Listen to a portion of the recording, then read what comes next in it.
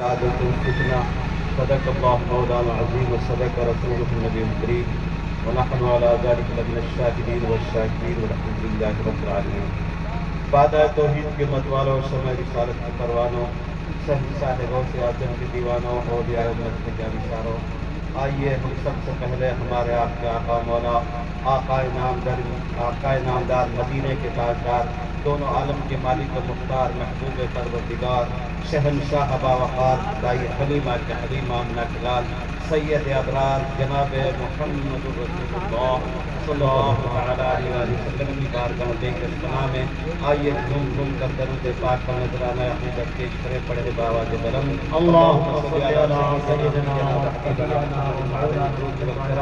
منبع العلم والحلم والحکم وآلہ وصحبہ وسلم صلوا علیہ الصلاۃ والسلام علیک یا رسول اللہ وسلم علیہ یا حبیب اللہ صلی اللہ تعالی علیہ وسلم. ہے قول محمد قول خدا، ہے قول محمد قول خدا، فرمان نہ بدلا جائے گا اور بدلے گا زمانہ لاکھ مگر قرآن نہ بدلا جائے گا. محمد کی محبت دین حق کی شرط اول ہے، محمد کی محبت دین حق کی شرط اول ہے، اسی میں ہو اگر خامی تو سب کچھ نامکمل ہے. اور کرتے ہیں محرمہ اطاعت رسول کی، جاری ہے دو جہاں میں حکومت رسول کی. سورج الٹے پاؤں پلٹے چاند اشارے سے ہو چاک، اندھے منکر دیکھ لے قدرت رسول اللہ کی. اور غلامی میں ناکام آتی ہیں تدبیریں نہ شمشیریں، اگر ایمان کامل ہو تو کٹ جاتی ہیں جنجیریں. برادران ملت اسلامیہ، دنیا کی ہر فضا میں ہے اجالا رسول کا، دنیا کی ہر فضا میں ہے اجالا رسول کا، اور یہ ساری کائنات ہے صدقہ رسول کا. برادران ملت اسلامیہ، دو عالم میں محمد سے محبت سب سے اچھی ہے، دو عالم میں محمد سے محبت سب سے اچھی ہے، اور ملے جس کو یہ نعمت اس کی قسمت سب سے اچھی ہے. اور خدا کی راہ میں لاکھوں نے اپنی جان دی لیکن جمیل کربلا تیری شہادت سب سے اچھی ہے. برادران ملت اسلامیہ، ابھی آپ حضرات بڑے بڑے علماء سے یعنی آپ جو ہے بہترین انداز میں تقاریر واج و نصیحت یعنی جو ہے سماعت فرما رہے تھے. تھوڑی دیر کے لیے چند منٹ کے لیے میں بھی آپ کے حاضر خدمت ہوا ہوں، لہٰذا اور ایک مرتبہ درود پاک جھوم جھوم کر پیش کریں. پڑھیں اللہ سیدنا مولانا محمد معدن الجود والکرم منبع العلم والحلم والحکم وآلہ وصحبہ بارک وسلم. صلوا علیہ الصلاۃ والسلام علیک دائما یا رسول اللہ صلی اللہ تعالی علیہ وسلم. حضرات محترم، قرآن کریم میں رب کائنات نے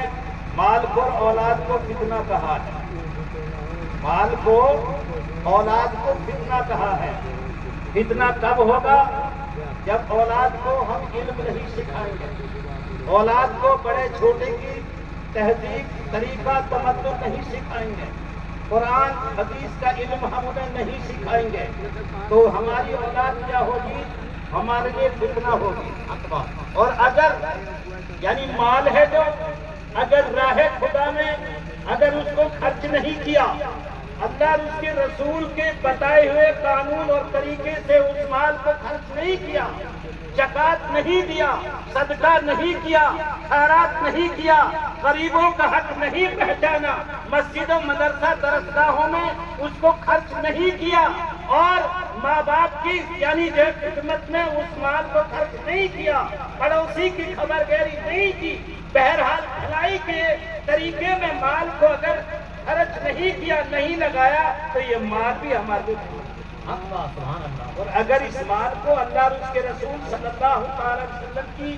محبت میں اس کے طریقے پر اس مال کو خرچ کر دیا، تو یہ مال بھی ہمارے لیے بجائے فتنہ کے یہ مال بھی ہمارے لیے کامیابی کی دلیل ہے. اور اولاد اگر اس کو عالم حافظ قاری قرآن بنا دیا، تو حافظ اور عالم جو ہوگا، مولوی جو ہوگا، پڑھا لکھا کم سے کم، حدیث تو یہ کہہ رہی ہے کہ اپنے بیٹا بیٹی کو اتنا علم تو کم سے کم سکھاؤ، اتنا علم تو ہر انسان پہ سکھانا فرض ہے جو حلال اور حرام کی تمیز کرتا ہے.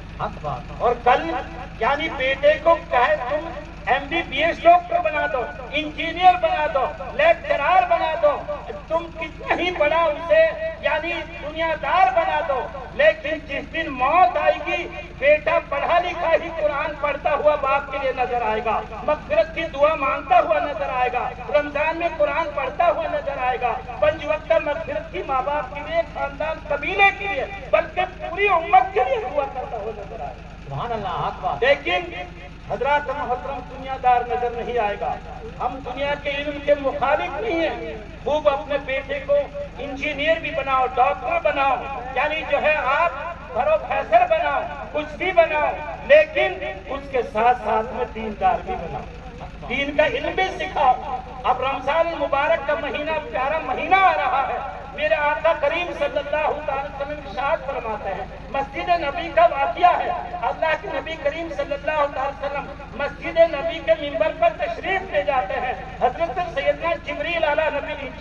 السلام یعنی دربار نبی میں حاضر ہوتے ہیں، پیغام اور وحی لے کر حاضر ہو جاتے ہیں۔ سرکار صلی اللہ علیہ وسلم جب منبر پر پہلی سیڑھی پر یعنی قدم ناظرین فرماتے ہیں، قدم شریف کو رکھتے ہیں، تو آقا علیہ السلام نے ارشاد فرمایا آمین، دوسری سیڑھی پر قدم رکھا تو فرمایا آمین، تیسری سیڑھی پر قدم رکھا تو فرمایا آمین۔ صحابہ کرام سارے یعنی جو ہے دیکھ رہے ہیں، آقا علیہ السلام کی آمین کو سماعت فرما رہے ہیں۔ آخر صحابہ کرام نے عرض کیا، یا رسول اللہ صلی اللہ تعالی علیہ وسلم، فدا کا ابی و امی یا رسول اللہ، ہمارے ماں باپ آپ پر قربان یا رسول اللہ، لہذا اے آقا اب سے پہلے کبھی منبر شریف پر جلوہ گر ہوتے ہوئے، تشریف لے جاتے ہوئے آمین کہتے ہوئے نہیں دیکھا، لیکن یا رسول اللہ یہ آمین کہنے کی وجہ کیا ہے؟ تو آقا کریم علیہ السلام نے صحابہ کے لیے اس وحی اور جو پیغام اللہ کی طرف سے اس وقت آیا تھا خلاصہ کیا